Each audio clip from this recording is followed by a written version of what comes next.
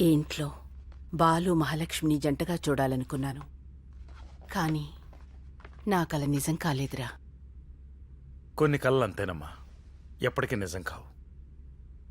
నిన్ను నాన్ని కలిసి చూడాలనుకున్నాను. నా కళ నిజమైందా? ఇది కూడా అంతే.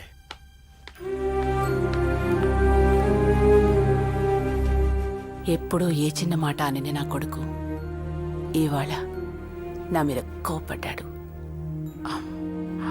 అందుకే ఇవాళ ఇదంతా చెప్పాల్సిన అవసరం వచ్చింది. మాది పెద్ద ఫ్యామిలీ. నేను బాగా చదువుకున్నదాన్ని.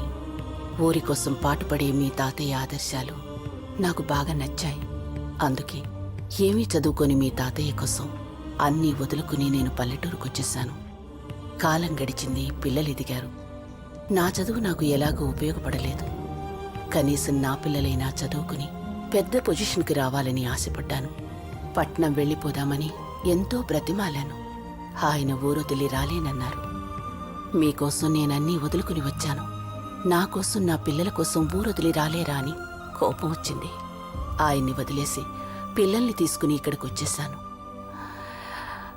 ఆయనొస్తాడని నేనొస్తానని ఆయన ఎదురు చూశాం. ఎదురు చూస్తూనే ఉన్నాం.